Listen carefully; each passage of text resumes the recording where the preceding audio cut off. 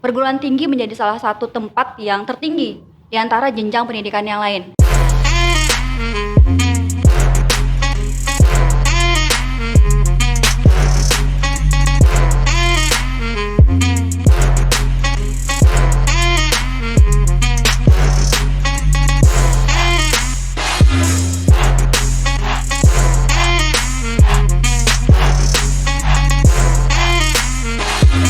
Halo Sobat Jitu, selamat datang di Jitu Talk Cerita Kampus Ungu. Saya Evna Lelini akan menemani Sobat Jitu sekalian di Jitu Talk episode 9 kali ini. Dalam episode kali ini, kita akan berkenalan dengan salah satu departemen baru dari BEM FKIP PLM. Kira-kira ada yang tahu nggak nih departemen apa itu? Nah, kalau belum tahu, pokoknya nonton aja nih sampai habis episode 9 kali ini, karena kita akan membahas segala hal terkait departemen ini, dan tentunya nanti akan menambah wawasan serta pengetahuan bagi kita semua. Nah, Sobat Jitu, seperti yang kita ketahui selama ini budaya patriarki di Indonesia itu masih mengakar dengan sangat kuat, entah karena pemahaman agama ataupun budaya. Nah, hal itu akhirnya menyebabkan perempuan di Indonesia tuh banyak merasakan keresahan terkait kesejahteraan dirinya, baik itu dalam bidang pendidikan, kewarganegaraan maupun pelayanan kesehatan. Nah, biasanya nih kalau kita perhatikan, biasanya budaya patriarki ini selalu menempatkan kaum laki-laki itu di atas kaum perempuan.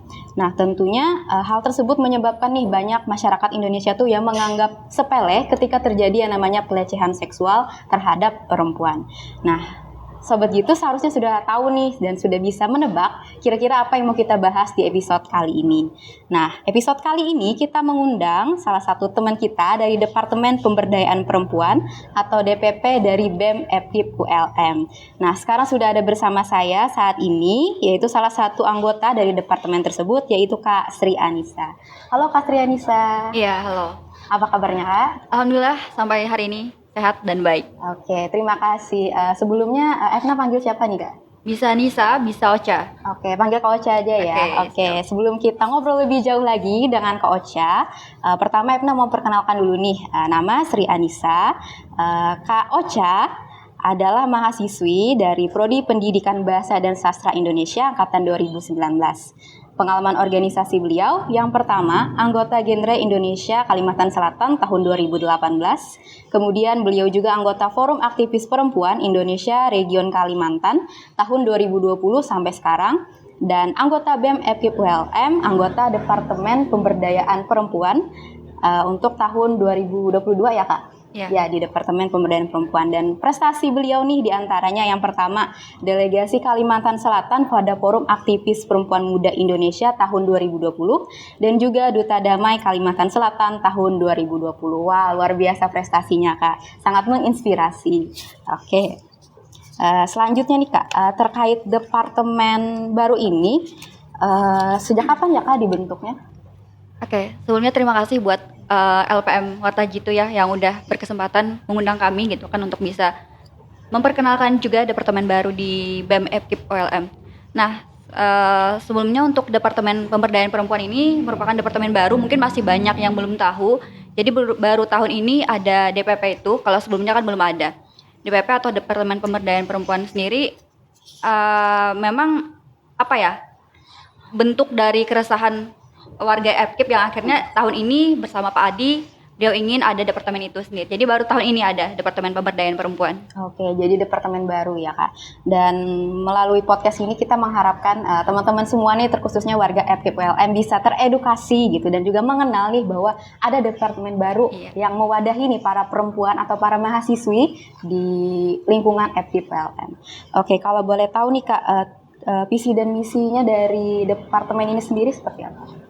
Ya, kalau kita bicara mengenai visi ya, kita ini dulu, mundur ke belakang dulu gitu kan. Kenapa sih Departemen Pemberdayaan Perempuan ini akhirnya terbentuk? Selain berangkat dari keresahan warga FKIP gitu kan terkait maraknya kasus pelecehan seksual dan lain sebagainya, kita tinjau dulu dari kekerasan seksual secara nasional gitu kan. Kita lihat berdasarkan survei dari Komnas Perempuan ya dari rentang tahun 2015 sampai tahun 2020 itu sekitar 27% kasus pelecehan atau kekerasan seksual itu mengenai perempuan gitu kan, dan perguruan tinggi menjadi salah satu tempat yang tertinggi di antara jenjang pendidikan yang lain, entah itu tingkat dasar ya misalkan SD, kemudian SMP sederajat, SMA sederajat, dan perguruan tinggi berada di posisi yang tertinggi seperti itu. Kemudian kita lihat lagi dari surveinya Kemendikbudristek itu tahun 2019 bahwasanya pelecehan seksual atau kekerasan seksual ini berada menjadi urutan ketiga tertinggi setelah kalau diruntut gitu kan, yang pertama itu kekerasan seksual terhadap perempuan di jalanan itu ada di angka 33% kalau tidak keliru. Kemudian ada di transportasi umum di angka 19%, dan kemudian perguruan tinggi di angka 15%. Hal tersebut kan istilahnya 3 lingkup itu kan pelayanan publik gitu kan, apalagi perguruan tinggi yang seyogianya menjadi tempat mahasiswa untuk belajar, untuk menempuh pendidikan, dan harapannya kita semua peduli akan itu gitu kan. Ini jadi suatu masalah yang harus jadi perhatian bersama seperti itu, dan akhirnya itu juga yang melatar belakangi si Departemen Pemberdayaan Perempuan ini dibentuk gitu kan. Kemudian kalau kita bicara apa sih misinya gitu kan, apa sih yang akan nantinya dicapai atau dituju. Nah, Departemen Pemberdayaan Perempuan di FKIP sendiri yang pasti ingin memfasilitasi perempuan-perempuan di FKIP agar bisa merasa aman, nyaman, kemudian dia punya tempat untuk bisa cerita, untuk bisa mengadukan ketika ada permasalahan terkait kekerasan seksual, mungkin umumnya seperti itu.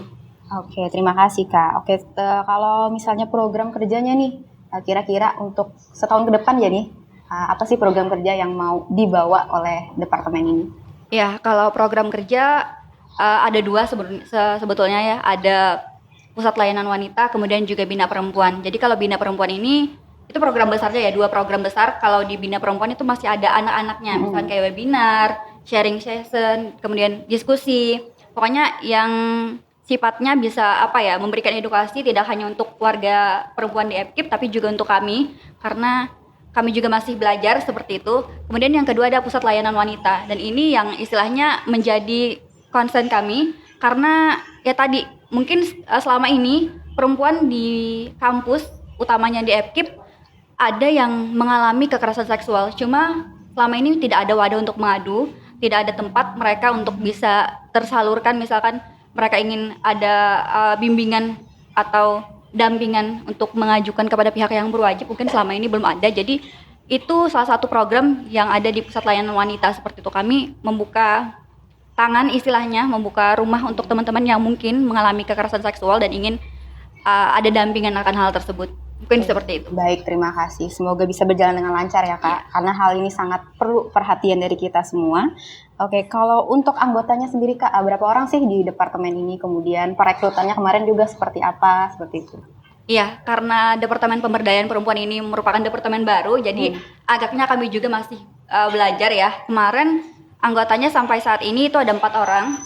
Ada 4 orang dan direkrutnya atas dasar bukan karena seleksi yang macam-macam sih, tapi lebih ke kemarin ditanya apakah bersedia di departemen ini, karena mungkin masih belum tahu juga nih bagaimana DPP ke depannya gitu kan.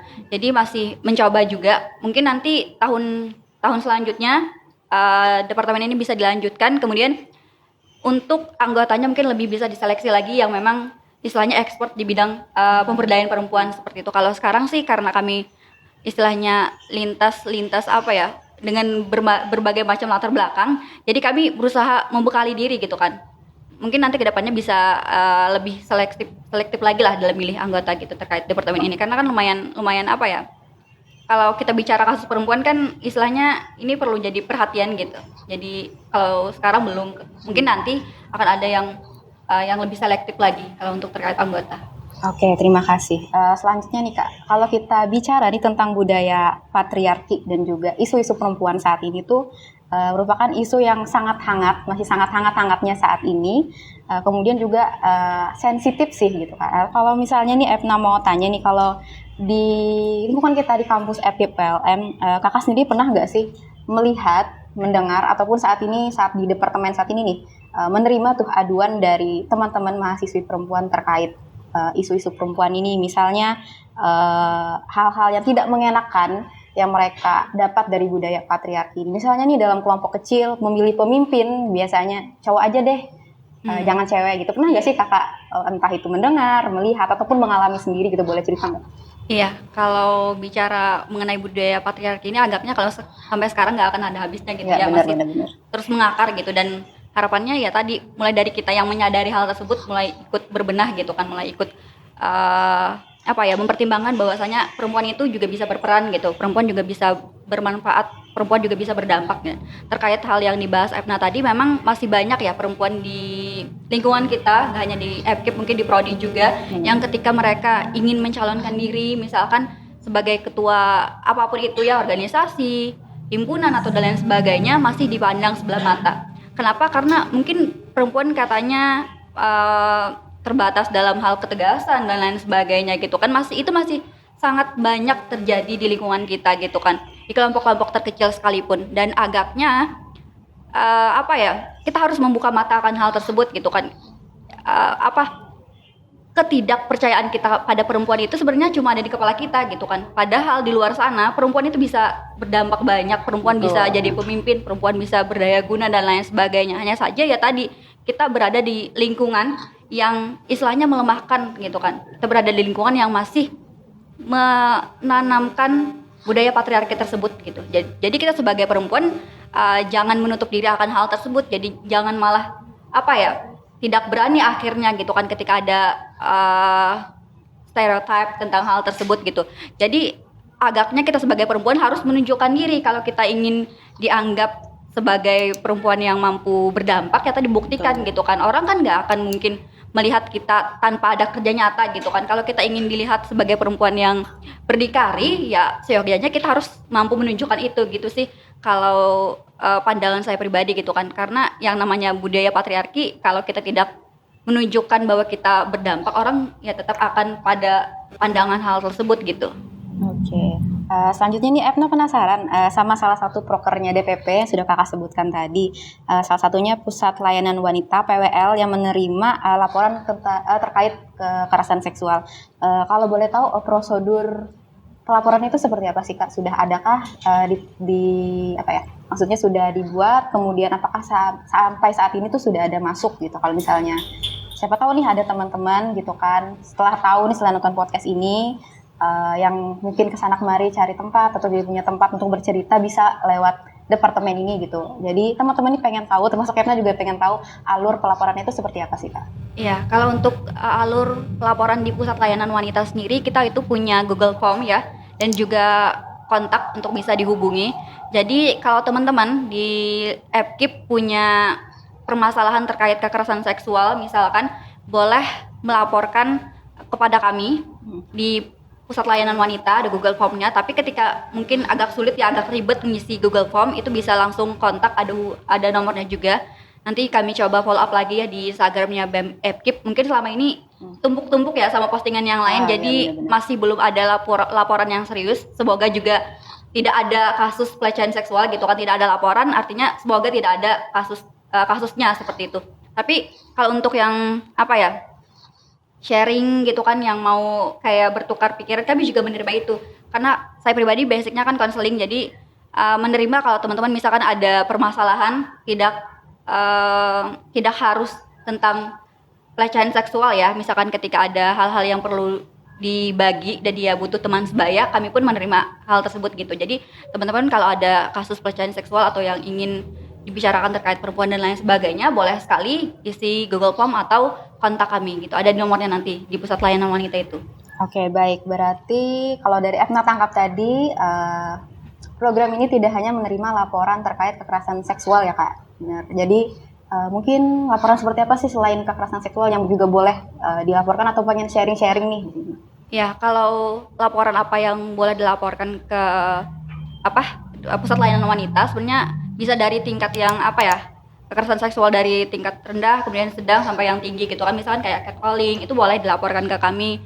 Apalagi ya, misalkan kalau bentuknya ada permasalahan, misalkan ada permasalahan sama pasangan dan lain sebagainya, dan ia perlu teman curhat gitu kan, di luar kekerasan gitu kan, nggak masalah juga gitu kan.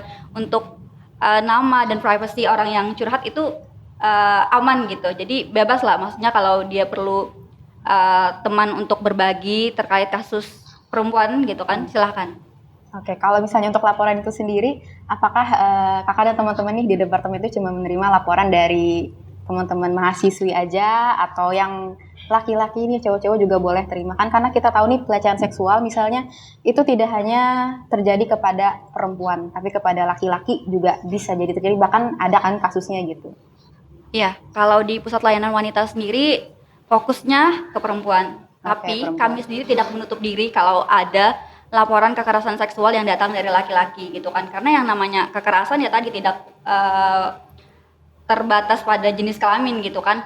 Tapi di sini kami fokusnya ke perempuan. Tapi kalaupun ada laki-laki kami menerima karena kampus yang aman, kampus yang nyaman itu diciptakan untuk semua gender gitu, untuk semua jenis kelamin. Jadi tidak menutup laki-laki. Seperti itu. Oke, berarti program ini tidak menutup mata gitu ya, anggapannya hanya untuk perempuan saja, tapi difokuskan untuk teman-teman mahasiswi yang perempuan. Selanjutnya nih Kak, kemarin kan ada nih pembentukan Satgas P2KS ULM. Nah, apakah Departemen Pemberdayaan Perempuan ini juga bekerja sama dengan Satgas tersebut? Ya, kalau ketika kami dibentuk untuk Satgas P2KS kan belum ada. Jadi belum ada rencana untuk bekerja sama karena memang P2KS waktu itu belum ada. Tapi sekarang karena P2KS di OLM sudah terbentuk, harapannya kami juga mampu bersinergi karena isu yang dibahas sama gitu kan ya, kita punya keterkaitan dan kemudian saling berkolerasi. Jadi harapannya ke depannya ketika ada menerima kasus laporan tentang kekerasan seksual, satu sama lain bisa saling backup gitu. Jadi kalau sekarang sih harapannya bisa bekerja sama. Sebelumnya kan belum ada, jadi kami belum tahu gitu kan. Kalau sekarang kami upayakan ketika ada masalah terkait kekerasan seksual di kampus, utamanya di FKIP, kita juga menjalin kerjasama dengan P2KS seperti itu. Ya, berarti bersinergi saja. Oke. Selanjutnya nih, kalau terkait kekerasan seksual yang biasa terjadi dengan hubungan konsensual nih, tanggapan kakak itu seperti apa? Ya. Kalau kita bicara mengenai seksual konsensual gitu kan ya, itu agaknya jadi hal yang cukup serius gitu. Dan kalau menurut saya pribadi, kalau kita bicara mengenai biasanya orang nyebutnya kan seksual consent gitu ya. Dalam hubungan seksual consent gitu kan, tidak ada yang betul-betul konsensual gitu kan, tidak ada yang betul-betul atas kesepakatan, atas persetujuan bersama gitu kan, baik itu dia hubungannya pacaran dan lain sebagainya. Karena ketika salah satu-satunya seksual consent yang betul-betul konsensual adalah hubungan suami istri gitu kan. Jadi perlu di garis bawahi bahwasanya tidak ada yang betul-betul konsensual, karena pasti ada bujuk rayu gitu kan ya, perlu ada janji-janji manis yang akhirnya jatuhnya katanya konsensual padahal tidak gitu kan. Karena yang namanya hubungan yang katanya konsensual tadi, pasti salah satu pihak utamanya perempuan itu pasti akan dirugikan, meskipun ketika dia melakukan seksual consent tersebut tidak ini gitu kan, tidak langsung merasa bahwasanya dia dirugikan. Tapi ketika mungkin masalahnya sudah komplit, sudah komplikasi dan lain sebagainya, dia akan merasa bahwasanya dia tidak punya otoritas terhadap dirinya, punya traumatik psikis gitu kan, maupun fisik dan lain sebagainya. Jadi tidak ada hubungan yang betul-betul konsensual sebetulnya gitu. Itu sih yang saya perlu garis bawahi gitu kan. Karena mengarah ke konsensual itu pasti mereka ada ini dulu gitu kan, ada lobby dulu gitu kan, yang akhirnya melemahkan salah satu pihak, dan biasanya perempuan seperti itu. It's so complicated ya, biasanya in case. Tadi kita nih sudah ngobrol terkait DPP.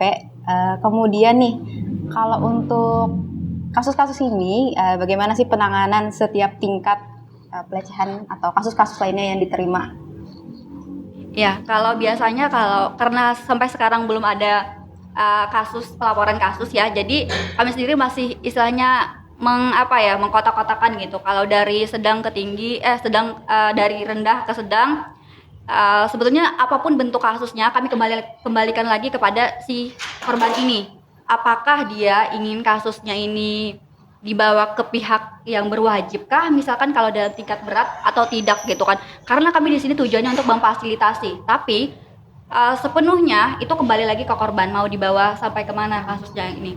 Kalau dia butuh dampingan secara psikis, kami bantu untuk bisa ke pusat layanan bimbingan konseling misalkan seperti itu. Kalau dia butuh support secara mental dan lain sebagainya, kami bantu itu. Tapi ketika dia memerlukan misalkan kepastian hukum gitu kan ya, kami juga bantu untuk memfasilitasi itu. Tapi kembali lagi ke si korbannya, karena sepenuhnya kan yang tahu bagaimana porsi dia bisa speak up akan kasusnya itu kan dia gitu kan. Kami sendiri tidak berhak untuk kamu harus ini, karena batas aman dia untuk menceritakan, dia untuk apa ya istilahnya mempublikasikan kasusnya kan kembali lagi ke si korban. Jadi kami hanya memfasilitasi dia maunya membutuhkan dampingan yang seperti apa, seperti itu. Oke, baik, terima kasih. Kemudian nih Kak, kita kan sudah nih teman-teman membahas terkait DPP, kemudian program kerjanya seperti apa. Nah sekarang kita mau bahas lagi untuk hak-hak perempuan nih Kak. Kan kemarin nih mungkin sobat-sobat gitu juga tahu tanggal 22 sampai 24 Maret yang lalu Banjarmasin menjadi tuan rumah penyelenggara W20, yaitu forum yang mewakili suara perempuan dan mendorong pelibatan isu terkait perempuan dalam komitmen G20. Nah, dari kakak-kakak di DPP sendiri, apakah ada mengikuti forum tersebut? Ya, karena sebetulnya kami belum mengikuti forum itu ya, tidak mengikuti forum itu. Tapi kemarin ada itu Hari Perempuan Internasional, kami juga mengadakan. Kemarin mungkin ada teman-teman dari warga FKIP yang juga ikut diundang ya dalam sharing session tersebut. Jadi kalau kita bicara mengenai perempuan ini, ya tadi isu yang jadi permasalahan bersama gitu kan. Karena yang namanya perempuan sebetulnya sama haknya seperti laki-laki gitu kan. Dan apa ya, seyogianya perempuan juga punya kesempatan untuk bisa terlibat dalam semua bidang gitu sih. Oke, jadi tanggapan kakak nih atau harapannya nih setelah adanya kegiatan kemarin itu seperti apa? Iya, harapannya sih kita semua semakin sadar bahwasanya apa ya, kita semua berperan dalam menciptakan lingkungan yang aman, tidak hanya untuk perempuan, tapi untuk semua gitu kan.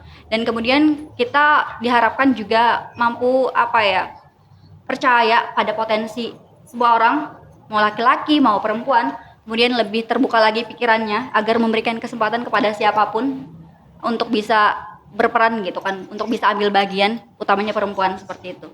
Oke, terima kasih Kak. Oke, sebelum kita sampai di pertanyaan terakhir, tapi kayaknya udah habis di pertanyaannya. Tapi aku penasaran nih, apa sih kesulitannya mungkin dari DPP ini dari awal dibentuk? Adakah mungkin pro dan kontranya ketika mau membangun atau membuka nih departemen baru tuh ada kesulitan nggak sih? Atau mungkin sampai sekarang masih ada pro dan kontra nggak gitu di pembentukan gitu kan departemen ini? Iya, kalau kesulitannya mungkin karena departemen ini departemen baru ya, mungkin belum banyak yang tahu. Kemudian yang dibahas terkait isu perempuan yang istilahnya tidak semua orang ya apa ya, kenapa sih harus perempuan gitu kan, kenapa tidak departemen pemberdayaan semuanya saja laki-laki dan perempuan seperti itu. Tapi kan kita lihat sekarang kasus yang banyak itu kan menimpa perempuan itu jadi kelompok yang rentan gitu kan, dan kita perlu perhatian akan hal tersebut gitu. Kemudian apa ya, karena terkait kekerasan seksual kan biasanya korban ini tidak berani untuk speak up ya, tidak berani untuk bercerita. Jadi sesakit-sakitnya dia tanggung sendiri gitu kan. Mungkin itu juga yang akhirnya menyebabkan dari PLW sendiri sampai sekarang belum ada laporan. Mungkin itu salah satu penyebabnya. Di antara mungkin penyebab lain mungkin ada warga FKIP yang masih banyak belum tahu terkait PLW ini gitu. Itu sih lebih ke perlu diberikan pemahaman lagi bahwasanya PLW itu memberikan teman-teman ruang yang aman dan nyaman gitu untuk cerita, dan kami sendiri tidak menghakimi korban gitu. Itu sih. Oke, terima kasih Kak. Selanjutnya nih pertanyaan berikutnya, kan tanggal 25 November tuh biasanya diperingati sebagai Hari Anti Kekerasan Seksual. Nah, apakah nanti nih teman-teman dari DPP tuh akan mengadakan kegiatan mungkin memperingati hari tersebut? Iya, kalau kami sendiri kalau di program kerja semoga tidak berubah gitu kan ya. Kalau kemarin itu diskusi, kalau yang di Hari Anti Kekerasan Seksual ini biasanya ada semacam kampanye gitu ya. Kalau kami sendiri maunya sih lebih dikampanyekan lagi terkait Hari Anti Kekerasan Seksual ini gitu kan. Bagaimanapun yang namanya kekerasan seksual tidak bisa ditoleransi gitu kan, dan tidak bisa dianggap jadi hal yang remeh juga gitu. Jadi harapannya kalau kedepannya nanti programnya apapun bentuknya gitu kan ya, semoga bisa menumbuhkan kesadaran kolektif agar kita lebih peduli bahwasanya kekerasan seksual merupakan suatu kejahatan dan dia tidak boleh berada di lingkungan manapun, baik itu kampus, jalanan, dan lain sebagainya gitu kan. Dan kita semua harapannya bisa memulai kesadaran akan hal tersebut mulai peduli lagi gitu kan ya. Sesama perempuan juga harus saling support gitu kan ya, memberikan rasa aman. Dan apa ya, kami sendiri dari Departemen Pemberdayaan Perempuan berharapnya departemen ini bisa menjadi wadah yang cukup ideal untuk perempuan berkeluh kesah gitu kan ya terkait kekerasan seksual seperti itu. Oke, terima kasih Kak. Terakhir nih untuk menutup podcast. Sebelumnya nih Kak, baru ingat nih ada pertanyaan lagi. Oke, jadi berdasarkan Permendikbud nomor 30 nih Kak, tahun 2021 kemarin ada nih tentang kekerasan perempuan, kekerasan seksual atau perlindungan perempuan gitu kalau nggak salah kan ini dari Permendikbud nih. Apakah itu tuh sudah diterapkan nggak sih sebenarnya di kampus FKIP ULM?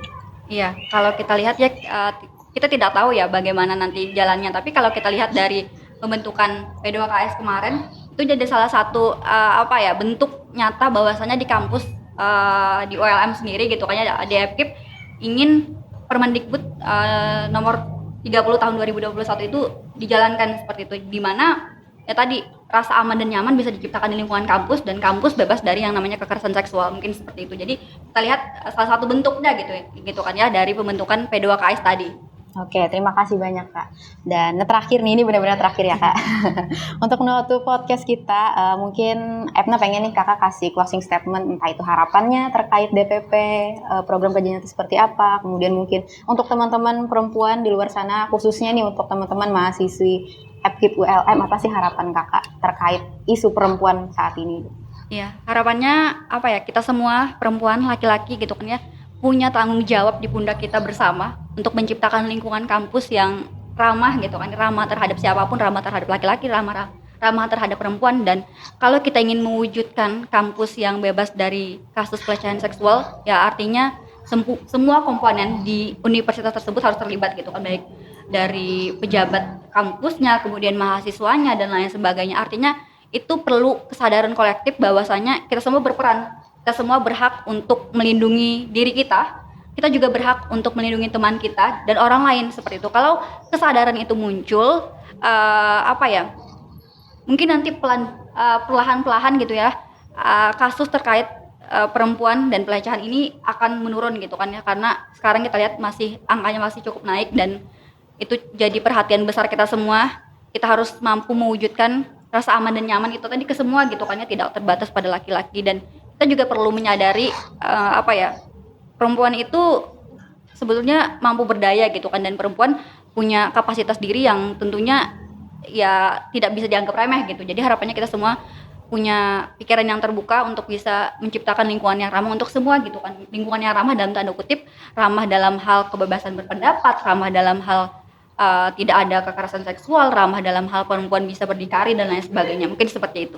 Oke, baik. Terima kasih banyak Kak Sri Anissa atau Kak Ocha sudah meluangkan waktunya bersama kita di podcast episode 9 kali ini. Dan kalau Epna boleh rangkum ya, DPP ini atau Departemen Pemberdayaan Perempuan ini hadir sebagai bentuk dari keprihatinan teman-teman semua terhadap isu-isu perempuan, terutama kekerasan seksual gitu.